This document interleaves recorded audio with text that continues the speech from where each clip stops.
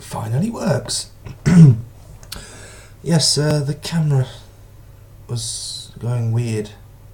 Anyway, let's talk football. Yes. Oh, good God, what a weekend it has been. I am absolutely knackered. Oh, Jesus. Where do we begin? Where do we begin? Sunderland 3, Middlesbrough 3. For what it was worth, you know, I'm at work, I'm keeping tabs on the score, because for some reason the radio wouldn't actually pick up the AM frequency for the football, so, which was rather odd. Yeah, it was an odd day, Saturday, it really was. And so I keep an eye on my phone, and I see it's 1-0. Joel Ozoro, cracking goal, by the way, well finished, that's for sure. And then I see we're down to 10 men. Oh God! Instantly, the first thing. That's it. We are fucked. It's done. It is done and dusted. End of. And then bizarrely, I see that they have a man sent off, Traore, which I've got to say, I'll quickly check through the news while I talk about it, because I don't know whether they have appealed it yet.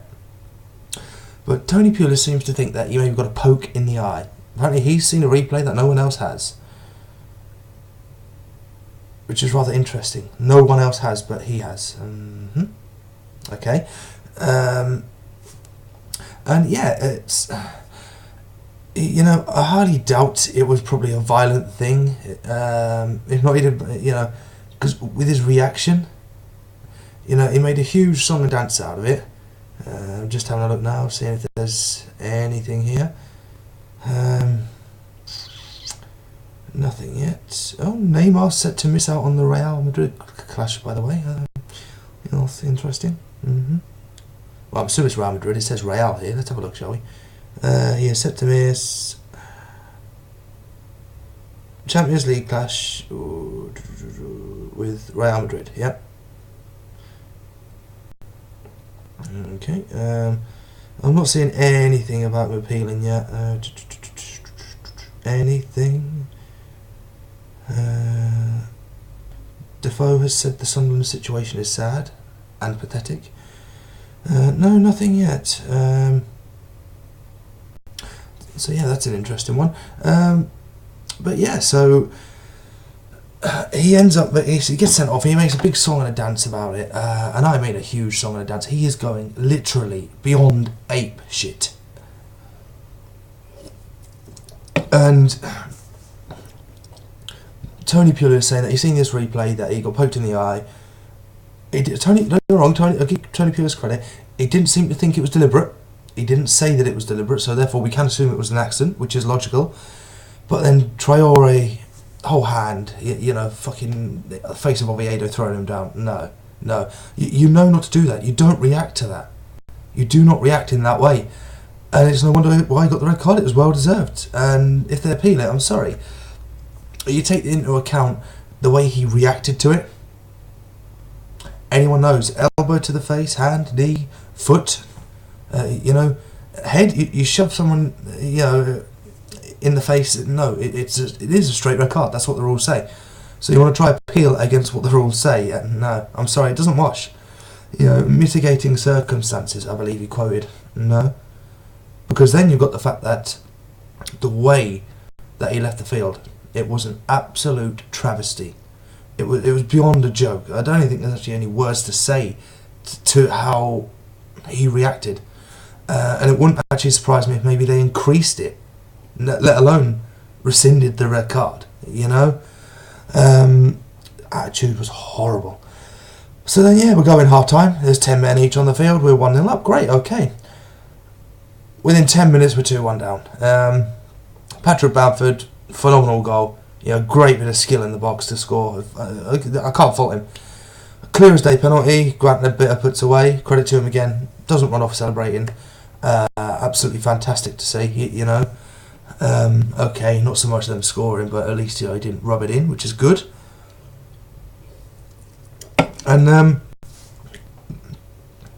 then out of nowhere, I'm just trying to recall. Who equalised? Oh, Williams. Yes, Williams. I think then pops up with the equaliser, and then you have Middlesbrough take the lead again. Sorry, I lost my train of thought then. Middlesbrough taking the lead again through Patrick Bamford. And probably the most bizarre thing ever. Sunderland actually scoring a goal in the dying seconds. McManaman. And I've got to say, for all the frustration that he's had throughout his career, and I know a lot of fans will disagree with it here, I think while he got booked for it, been punished, nothing more to be done. The way that he celebrated the goal was absolutely amazing. Oh, fucking hell, that was a big seagull. Flew right by the window.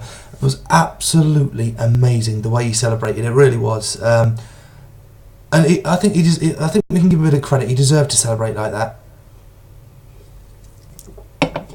And interestingly, we actually, I'd say we were actually the better team on the day as well. Again, I don't like doing the number crunching, but when you look at it, total of 17 shots compared to 11, 7 on target compared to 4, 4 off target compared to their 5, block shots 6 to 2, you know. It was a decent display by Sunderland. But it's that same old question that raises its ugly head, isn't it? It's always that same old question that raises its head. We can't stress this enough. Is it just papering over the cracks? You know, if this is a turning point, great. It might not be papering over the cracks. It could actually be getting them filled in, which is, you know, that's what we all want so bad, you know.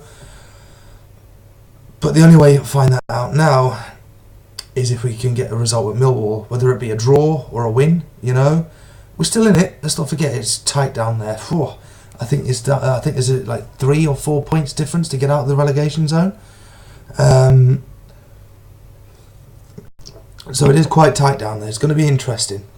Pardon me, that was inadvertent. But in the long run, if we can get something at Millwall and we go into the Aston Villa game, maybe get something there, maybe those cracks are starting to get filled in properly. You know, you just, it's so frustrating. You never know, do you? You never know what performance is going to come next. Speaking of really bad teams at the minute, shall we move to the League Cup final that was yesterday? Oh my God. Arsenal made Sunderland look like Barcelona. I mean, how bad can a team actually be? You would think the one trophy that Arsene Wenger has never won, the one trophy he's never, ever laid his hands on, you'd think his team would put up more fight. I mean, Mr. Neville put it yesterday on Sky Sports commentary quite well. They were spineless. They were spineless. There was nothing there. There was no backbone. There was barely an attack by them. It was the Man City show. That's what it was. It was the Man City show. It's as simple as that.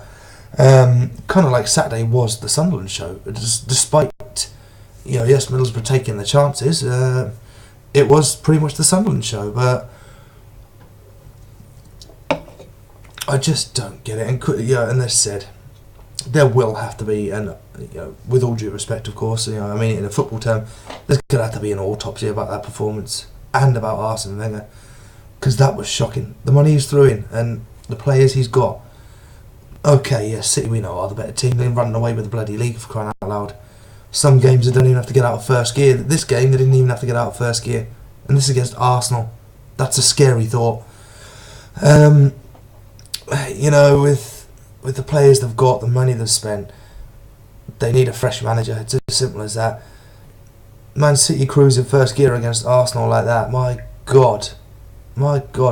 Arsenal, they'll be lucky if they get Champions League football.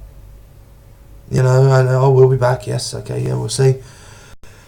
Oh, I don't know. What can you do? What can you do with Arsenal? You've got the players there. They are a good squad. It's like they were just away at the races yesterday. There was no passion, there was no fight. And fly on the wall of that dressing room at full time. Jesus Christ, yes, I would like to be that.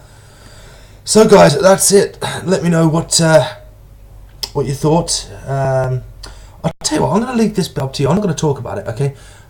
I want you guys to let me know what you thought about Bournemouth's dramatic comeback to draw 2-2 in Newcastle. Leave it in the comments below. Like the video, as always. I don't know what that was. Like the video as always. Subscribe to the channel, and I will probably see you all on Wednesday for that new series, The Week in Weird, where we talk about all of last week and what reared its ugly weird head.